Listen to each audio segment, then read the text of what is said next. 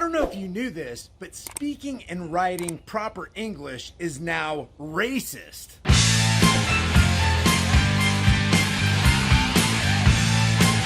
This video is brought to you by today's brand new design, Planet of the Sheep, because apparently it's acceptable to give up a little essential liberty so you can get politically promised security, which never comes, so that you can please your totalitarian overlord. Don't! You can get the design on any shirt, hoodie, or mug. The link is in the description. This in my mind is called racism.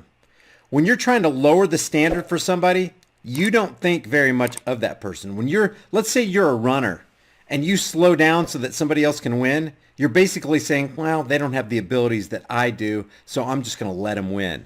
You're actually not doing that person a favor. Look at this. Rutgers English department to de-emphasize traditional grammar in solidarity with Black Lives Matter. Yes, it means they mean what the title says. To de-emphasize traditional grammar. Let's just use the right word, abandon. They're going to abandon traditional grammar because there are certain people that just don't want to come around to speaking proper English. The English department at Rutgers University recently announced a list of anti-racist directives and initiatives for the upcoming fall and spring semesters, including an effort to de-emphasize traditional grammar rules. What are we going to do? We're going to lower the bar. We're going to eradicate some rules so that we can let people just slide on in. You know, it's not that big a deal. Speaking proper grammar and putting periods in the right places and not having run-ons and fragmented sentences and actually speaking to where people can understand what you're saying. We're doing away with that because that's kind of racist. It's pro-racist. So we're taking an anti-racist stance. If you want run-on sentences, if you want to speak a bunch of gibberish, go ahead. We're going to go ahead and accept that as regular English. The initiatives were spelled out by Rebecca Walkowitz, the English department chair at Rutgers University, and sent to faculty and staff, students in an email. Walkowitz sent an email on Juneteenth. How appropriate. I don't know about you guys, but this year is the first year I've heard of Juneteenth. Never heard of that before. Then it was highly popularized and published, and Google had it on their front page, and everybody was talking about it on mainstream media, which celebrates the commemoration of emancipation from slavery in the United States. Titled, Department Actions in Solidarity with Black Lives Matter, the email states that the ongoing and future initiatives that the English department has planned are a way to contribute to the eradication of systemic inequities facing Black, Indigenous, and people of color. One of the initiatives is described as incorporating critical grammar to our what is that? Pedagogy. What is pedagogy? Okay, am I even saying that right? I don't know. I'll throw myself under the bus. What is that? Gonna look it up right now. What does that word mean?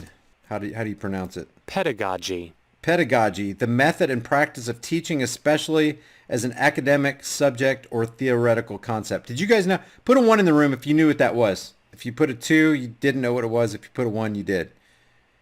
Pedagogy, the method and practice of teaching, especially as an academic subject or theoretical concept. The method and practice of teaching. Did not know that word. There we go. We just expanded our... Dixie Breeze. There you go, show off.